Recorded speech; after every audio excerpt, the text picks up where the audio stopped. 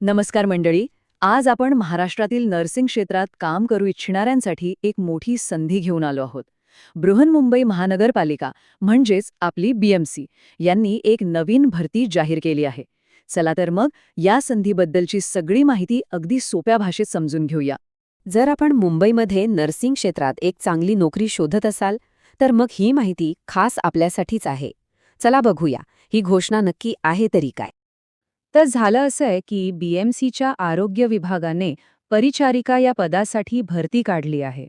आता या विश्लेषणामध्ये आपण प्रत्येक लहान मोठा तपशील म्हणजे पात्रता काय आहे, पगार किती असेल आणि अर्ज कसा करायचा हे सगळं सविस्तरपणे पाहणार आहोत. ओके, तर आपण हे सगळं 5 सोप्या भागांमध्ये समजून घेऊ. पहिलं, ही संधी नेमकी काय आहे. मग आपण यासाठी पात्र आहात का.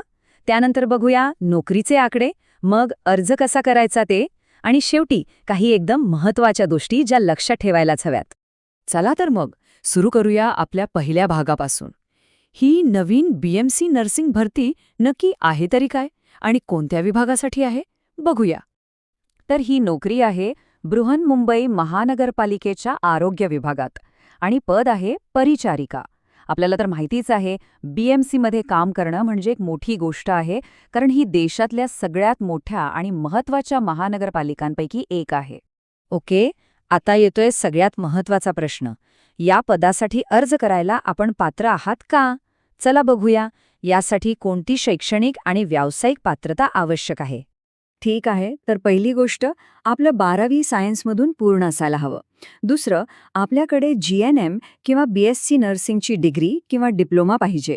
आणि हो, सगळ्यात महत्त्वाचं, महाराष्ट्र नर्सिंग काउन्सिलमध्ये आपली नोंदणी असायलाच पाहिजे. हे तर कंपल्सरी आहे. आता इथे एक इंटरेस्टिंग गोष्ट आहे.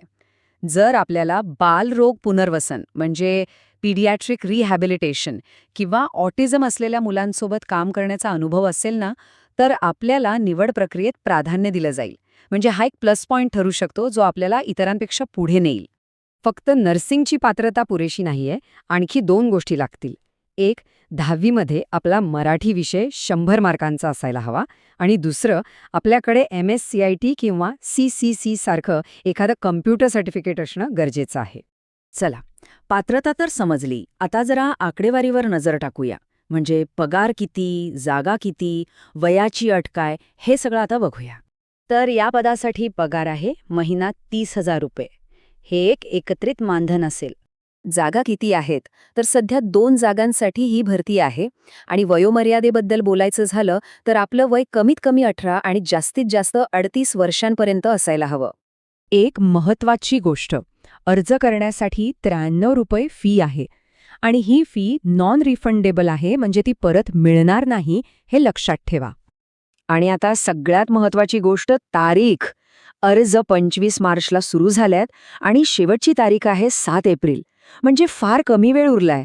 त्यामुळे जर आपण इच्छुक असाल तर अजिबात उशीर करू नका. ओके, तर पात्रता बघितली, तारखाही कळल्या. आता प्रश्न येतो की अर्ज करायचा कसा. चला, ती प्रोसेस समजून घेऊया. ही प्रोसेस खूप सोपी आहे. लक्ष द्या. पहिलं म्हणजे आपल्याला फक्त परिचारिका पदासाठी असलेला अर्ज क्रमांक 4 वापरायचा आहे. दुसरं, आपली सगळी माहिती, नाव, पत्ता, शिक्षण सगळं व्यवस्थित आणि अचूक भरा. तिसरं, आपला लेटेस्ट फोटो दिलेल्या जागेवर लावा. आणि चौथं, आणि हे खूप महत्त्वाचं आहे, आपला मोबाईल नंबर आणि ईमेल ID 2दा तपासा, कारण सगळा संपर्क तिथूनच होणार आहे.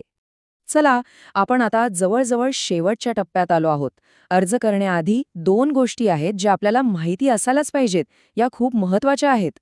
पहिली गोष्ट, आणि ही सगळ्यात महत्त्वाची आहे, ही नोकरी कायमस्वरूपी नाहीये, ही कंत्राटी आहे. म्हणजे आपलं कॉन्ट्रॅक्ट सुरुवातीला 2028 पर्यंत असेल. आपल्या कामानुसार ते पुढे वाढवलं जाऊ शकतं, पण ही परमनंट पोस्ट नाही, हे डोक्यात ठेवा. आणि दुसरी महत्त्वाची गोष्ट, सिलेक्शन प्रोसेसबद्दल. आपल्या मुलाखतीची तारीख आणि वेळ आपल्याला कुठे कळेल, तर आपण अर्जात जो ईमेल ID दिला आहे त्यावर. मुलाखतीच्या 2 दिवस आधी आपल्याला मेल येईल. त्यामुळे अर्ज भरल्यावर आपला ईमेल रोजच्या रोज चेक करत राहा, हे विसरू नका. तर मंडळी, ही होती BMCच्या नवीन नर्सिंग भरतीबद्दलची सगळी माहिती. हो, ही नोकरी कंत्राटी आहे, पण विचार करा, BMC सारख्या मोठ्या संस्थेत काम करण्याचा अनुभव किती महत्वाचा ठरू शकतो. आपल्या करिअरसाठी हा एक खूप मोठा प्लस पॉइंट असू शकतो. त्यामुळे या संधीचा नक्की विचार करा. सर्वांना खूप खूप शुभेच्छा.